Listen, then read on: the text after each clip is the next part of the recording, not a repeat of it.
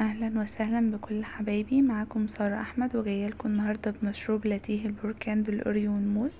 مشروب شكله هادي بس من جوه انفجار نكهات هتخليك تدوقي حاجه مجربتهاش قبل كده. لو بتحبي المشروبات الغريبه والمجنونه اضغطي لايك واشتركي في القناه وعلقيلي برايك لو جربتيه او حابه اجربلك وصفه تانية مختلفه. يلا بينا نبدا مع بعض. اول حاجه نص كوبايه من اللبن، معلقة صغيرة من النسكافيه، معلقة صغيرة من الكاكاو الخام، حوالي معلقة من صوص الكراميل. نضربهم في الخلاط مع مكعبين تلج. تاني حاجة هنجيب ربع موزة ونهرسها بالشوكة،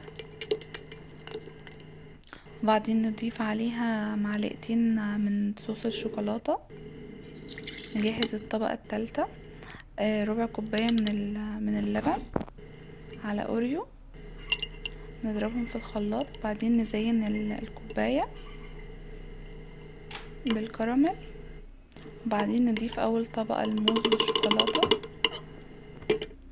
وتاني طبقة النسكافيه مع اللبن والشوكولاتة، وتالت طبقة الاوريو مع الحليب.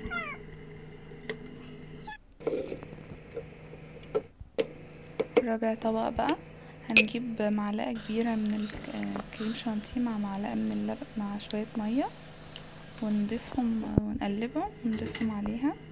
بعدين نزين تاني بصوص الكراميل، ونزين بواحدة من الاوريو،